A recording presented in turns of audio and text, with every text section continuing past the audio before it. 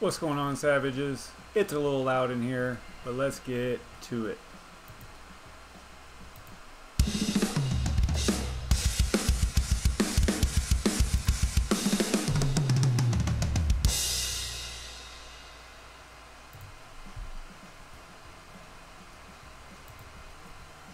Welcome to the RandomCoin Mining Show, where we mine a different GPU mineable coin every weeknight at 9:30 p.m. Eastern Standard Time. However, tonight is the second night for what we landed on for Monday, which was Ravencoin. I think the more popular established coins, we may go 2 or 3 nights depending on how we feel about it. And I did a poll on Twitter, and it seems like all 3 of you that responded want more in-depth info on this show. So if there's a coin that what my plan is basically is, if there is a coin that we land on that is somewhat popular, then I kind of plan on popular or well-known, then I kind of plan on maybe doing more than just one night on it. Maybe going a little bit more in depth. You know, this particular coin, Ravencoin, I love it. You know, I guess I'm shilling it because I do love the project. I haven't been compensated in any way by them, just like their developers haven't either. So it's just, I really like this project. It's just one of those ones that's hard not to like. But basically, let's see where we're at here. So that's kind of like the plan, is to maybe do more than just one night, you know, and extend it out so that we can get a little bit more information about the coin. If you like crypto mining video content like this, be sure to subscribe to the SavageMine YouTube channel and click the notification bell so that you don't miss out on anything. And also, if you like random crypto thoughts and things like that, you should follow me on Twitter as well. I gained a whole 2 followers in one day, so that's, you know, I'm killing it over there. Appreciate that as well. But I also tweet about things to keep updated on the show as well, like when I'm going live, what we're going to be covering and things like that. There's really no question about when I'm going live, because that's every weekday at 9:30 p.m. But what we're covering is something that I do tweet about from time to time, so it kind of keeps everybody informed about what's going on. So be sure you follow me over there as well. Before we get started, be sure to hit the appropriate interaction button, like or dislike. And interaction is an interaction, so it's actually good. If you do like this kind of stuff, be sure to hit the like. I know it's weird asking people to do that, but it does help. You know, it helps get the videos in front of more eyes. It keeps things going and moving and things like that. If no one ever comments and no one ever likes it and no one ever dislikes it, then it makes things kind of tough for the YouTube algorithm to actually put the video in front of people that aren't already subscribed, right? So it just helps the channel to grow a little bit. I do appreciate it. And in this show, we have a list of over 100 GPU mineable coins. I'm just going to run through the normal standard intro here. Right now, I think I'm at 168, and we run through an online randomizer. And the one that was selected for today, or actually yesterday, was Raven. And I'll show you that video right here real quick, just to show you that it's for real. It was actually selected randomly, so out of 167, I think, at the time. So pretty cool. Whenever it first came up, I was pretty excited because, you know, clearly I like Raven a lot. So that's the pre-recorded video there. And I also like to show you guys, before we kind of get started into the actual data, I like to show you what's going on in the market, just to give you a quick look at it. Let me take a little drink here. I'm not really interacting. I'm not going to be able to interact with the chat just yet, because I want to get to that part where we're actually going over stuff first. So this is what's going on in the market. Not a whole lot. I mean, it's kind of mixed, some green, some red. And as far as what I am mining, now I was mining Atheos on AMD rigs, which is an F-hash algorithm. And what Atheos is, I know this show isn't about it, but I did want to basically describe it a little bit. It's an F-hash algo coin. It's a project that started in May of 2018, and it's working to integrate blockchain technology with video games and other real-time interactive experiences. I spoke about this a little bit last night, just real briefly, but that's what they're kind of working on. So been around about a year or 9 months or so or whatever. I went and looked at some demos on some of their games. It's pretty neat. Clearly, you know, with a project that doesn't really have any funding, so to speak, you know, it needs some work, but it's that whole integration between gaming and blockchain technology that I'm super interested in. I think that's just, it's kind of like a launch pad to adoption, you know. I think it's super cool. I think that they're going to do great things. So I was mining them on all the AMD rigs, and I'm still mining them on these two co-owned rigs, which I'm going to talk a lot about the co-owned tonight, because it's one of the things, the cool thing about Raven is use cases of creating your own assets and tokens and things like that. Super cool. It's something I've been thinking about a lot. So maybe get you guys' input on whether or not it's a valid use case or not, right? I think I've got it pretty well nailed down, but at least in my mind. I'm sure that I'll run into a bunch of roadblocks and have a bunch of questions, but that's okay. All right, so that's what I'm mining. I was also on the NVIDIA rig. I was actually mining Aeon. And Aeon is a project that I did a video on, a super long video. It's an hour long right here, that is basically focused on blockchain interoperability. And I say that word a lot in that video, and don't make fun of me because I mess it up a bunch. But anyway, so check that video out if you can. It's an hour long, but there are timestamps, and it's basically every operating system other than HiveOS, which I probably should add I probably should do a HiveOS Aeon video, but I do cover AMD and NVIDIA on simple mining and Windows 10, so that's why it's an hour long. But like I said, it's got timestamps, so you can jump to whatever you need. And then also the #1 video, and this one's actually been creeping up on views. It blows my mind that this one right here has as many views as it does, and it's actually in second for popular uploads, because you don't even have to do this anymore. You haven't had to do that for a few months, dual threading on simple mining or HiveOS. So for, you know, XMR stack miner. So anyway, enough about my channel. There we go. Let me see, let me check my little notes over here. So tonight we're going to be mining Raven, which is an x16r algo coin, and that's kind of where I wanted to start. I want to start by talking about this. Now, these guys caught some flack initially whenever they launched in January of last year, because this was their white paper that they used, right?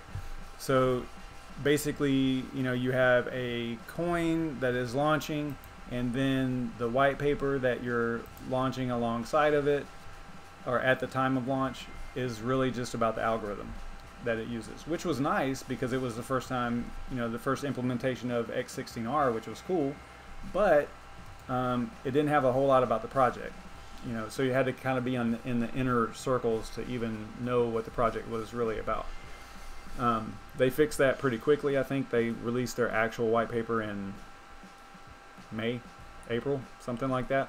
So they got the actual white paper out there and describing all the features and characteristics of this project. So, but basically the x16r algorithm is 16 different algorithms, and it's randomized based on the hash of the previous block. So that's how it determines what algorithm is going to run next.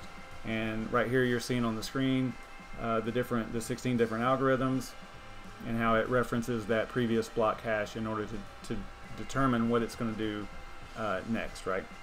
So that's just a little bit about x16r. Most people know about this algorithm now. They're actually creating, you know, additional ones. You got X25, X22. There's, you know, all kinds where they're just adding a bunch of algorithms. But what is kind of cool about it, and it's part of their roadmap actually, the Ravencoin roadmap, is if at some point there is no doubt an ASIC that is developed for the X16 algorithm, then they can simply add one more algorithm and make an X17 or whatever,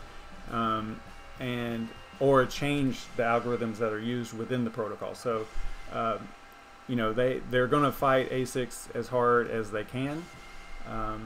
So you know, so you have that kind of as a bonus to supporting the project, right? If they're going to be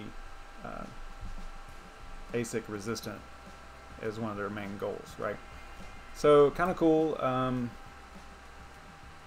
Yeah, neat stuff. All right, so that's all about their algorithm, and that was what their original white paper looked like. And then they came out with, yeah, it was in April, the 3rd of April, and this is their actual white paper written. Looks like it was written by Bruce Fenton and Tron Black. Super cool. Tron Black is a developer and Bruce is an advisor to the project.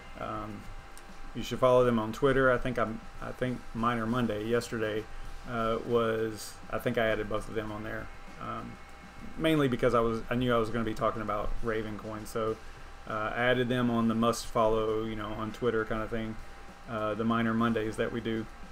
But basically, their white paper is pretty long. It's not too bad, but it's pretty easy read. It's not too awful technical. I mean, it does get into a lot. It gets into every aspect of it. Although I don't know if they've updated it, because they have a couple of new.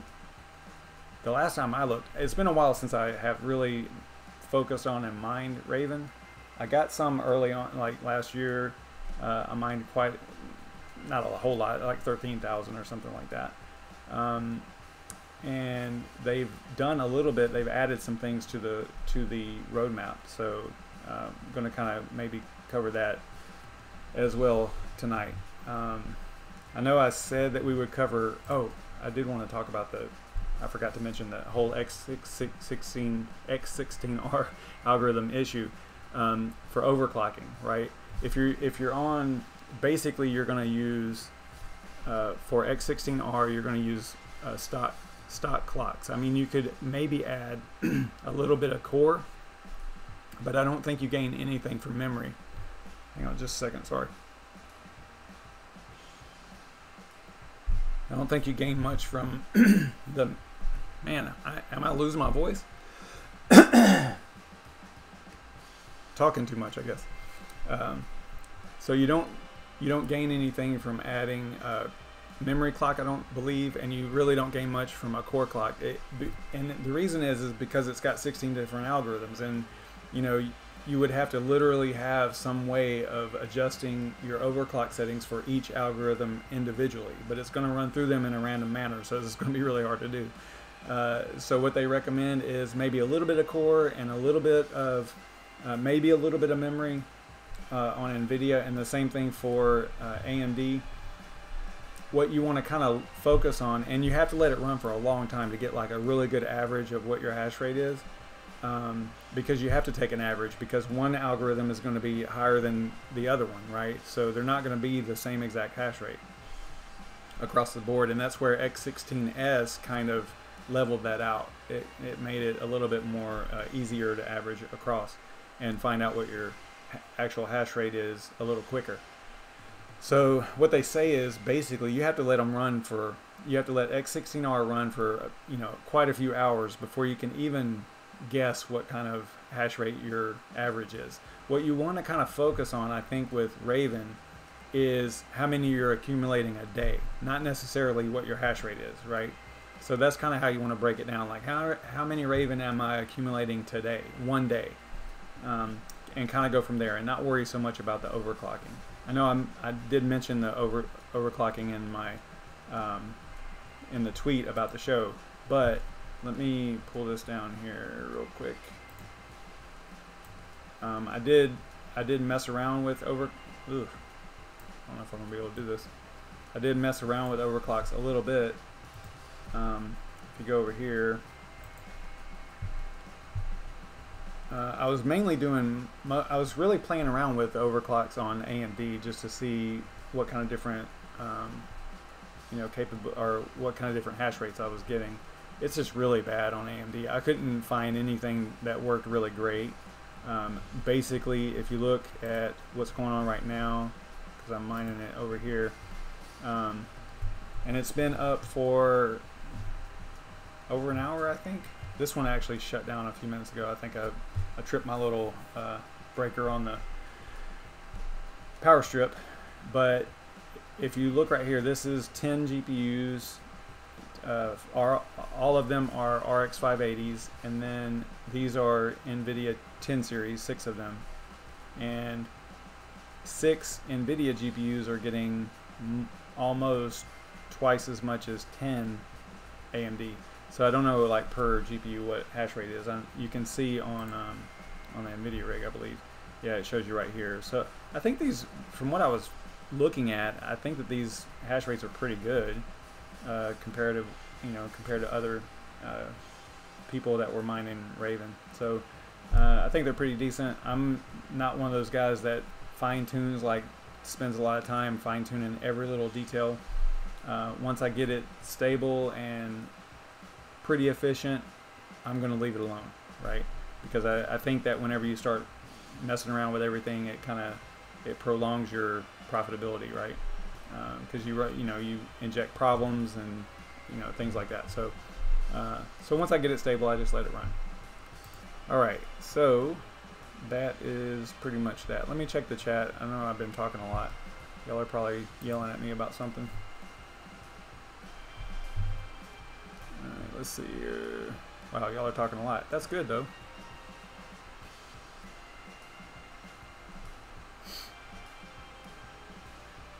My day is okay, Sonia. How is yours? We got quite a few people in here. What's up, Red Panda Mining? Deadwood. Yashnik. Yeah, wearing the Aeon shirt today.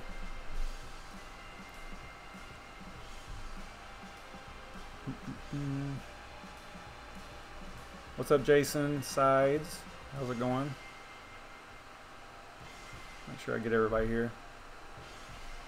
All right, thanks to you guys for tuning in. I don't even know where we're at. We're at 9:48 already. Golly, man, doing this is going to be tough. I might actually have to do it again tomorrow night because there's so much I kind of want to talk about with Raven. It's kind of funny that I'm just so into it. But let's go and look at real quick.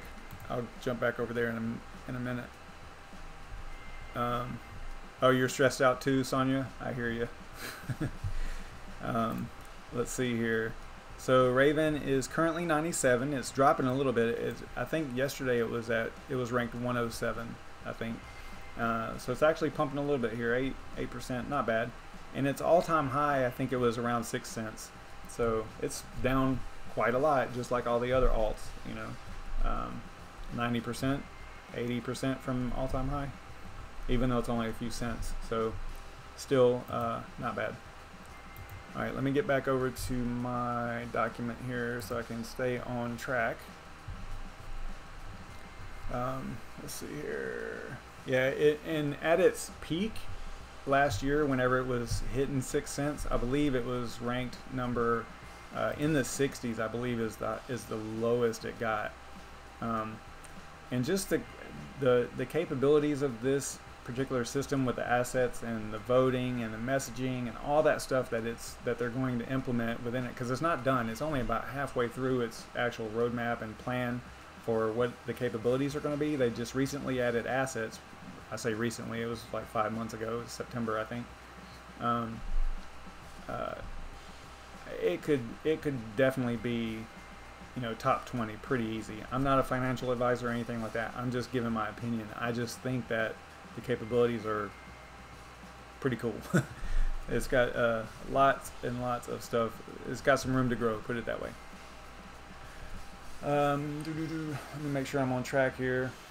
Yeah, I said last night that it is a cryptocurrency, but its main focus is on the creation and management and transfer of assets, right? Both digital and what's the word? Tangible?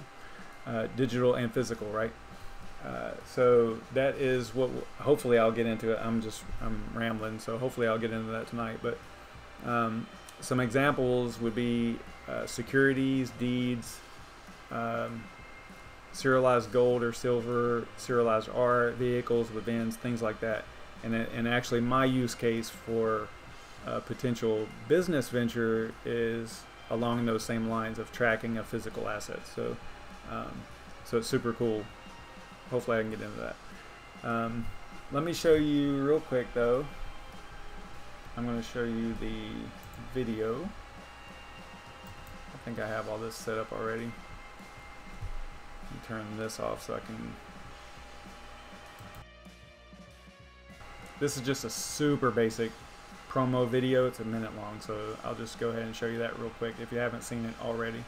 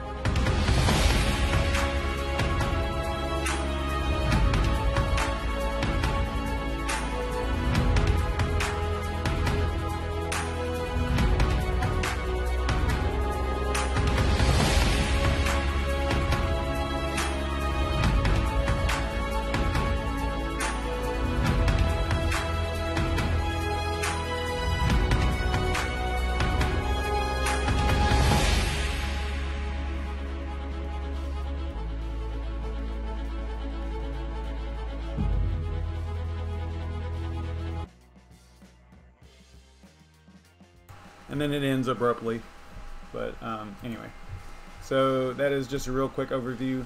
Now I wanted to point something out here. Last night I think I put this website as their main website, and that's not their main website. Their main website is Ravencoin.org, so I just want to clear that up real quick. Not a big deal, but I don't know, I guess I was distracted or something, I don't know. All right, so let's look at their, let's take a look at their roadmap real quick. So this was their algorithm. This is their white paper. This is their white paper, I think, pretty much, on GitHub. All right, so their roadmap. Now, let me get it in the chat just to make sure, see what y'all are talking about. Anything over there?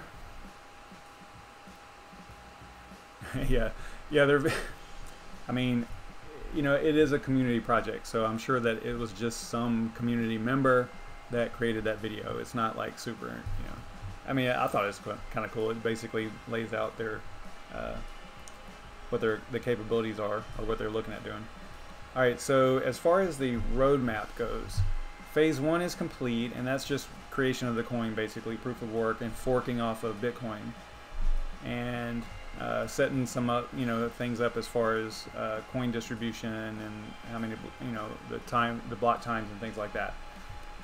Phase 2 was assets, and that's complete as well. I think that, honestly, I think that this right here, this part should be up here under phase 1. I don't know why it's under assets, but where it's talking about ASIC resistance, there might be a reason, but I couldn't, whenever I read it, I was like, I don't know why that's down there, but could just be me. So asset support is something that they came out with. Great. And they give you some examples here of the names of assets. I'm going to show you inside the wallet also what it kind of looks like. I know we're running super short on time. I apologize for that. Metadata, rewards, some of this stuff, like they don't have rewards enabled yet, and that's part of phase 2. Not that I'm aware of. I don't believe that that is a capability yet. It doesn't say, wow, that rig just shut down again. For some reason it only does it during the stream, because it's been running all day, but It might be some of the stuff that I have on over here that's causing it to, but it's probably quieter now, right? So anyway, let's see, we got block size. Part of phase 2 also may be to increase block size if it's justified, to allow for, from 2 meg to whatever, to allow for more on-chain transactions. The rewards, yeah, see, this is kind of weird. They have rewards up here under phase 2, but then they have phase 3 rewards. So I don't know, maybe I'm just looking at this wrong, but it kind of looks like it's been edited and then like the old stuff not taken out, maybe, I don't know. But rewards are cool because you're gonna have the ability to send Raven to token holders, and I'll get into that a little bit more with the whole assets thing, because my use case I think is kind of neat. Probably need about 3 minutes to explain it, maybe, I don't know. So you also have phase 4 unique assets, and that is complete, and I'll show you that in a minute as well. Phase 5 is messaging, and that's all of these things kind of work together too, because you're going to have messaging, voting, and this messaging is not like instant messaging. That's not what it's referring to. It's referring to being able to communicate with token holders or asset holders, right? Phase 6 is voting, which is something I can also talk about with my use case scenario. And then some new ones that I didn't even know until just a little while ago, I think, anyway. The last time, whenever I did the video, I don't remember these two, compatibility mode or the mobile wallet compatible seed, being in here. So basically, compatibility mode is enabling a way of your created assets or security tokens, whatever you want to call whatever you create, those assets that you create, to be able to be listed. I think, if I'm understanding it correctly, it gives you a way of having those assets listed on an exchange, or being able to communicate and transfer to an exchange. I think that's what that means. I would have to look into that a lot more. And then the one thing that always bugged me is I would like to have and I don't know if this is what this means either. I have to look into both of these, phase 7 and phase 8, a little bit more. But I would like my mobile wallet to be the same, or at least have the same key, private key, as my desktop wallet. Does that make sense? So that I could have the wallet over here and on my phone and have it match. And I don't think that there's really anybody doing that right now that I know of. I could be wrong. You guys are probably going to blast me and go, "Oh man, they've been doing that for years." But anyway, and that might be what this is referring to, is being able to add the key in here and see the same balances, right, for your Raven tokens and assets and things like that. All right, so as far as my, because I do want to get this out, my use case scenario. So let's say that everybody knows by now probably that these two rigs right here are co-owned. Well, like, I don't own them outright. Well, the way I've been doing it so far is whatever profits the rigs make, I transfer to the co-owners, based on percentages, using Bitcoin, right? So I have to do all this transferring between whatever we're mining, getting it on an exchange, exchanging it for Bitcoin, losing a little bit of money along the way, a little bit of value each time. And so what I thought, whenever I started looking more into Ravencoin and the whole assets thing, I was like, how cool would this be? All right, so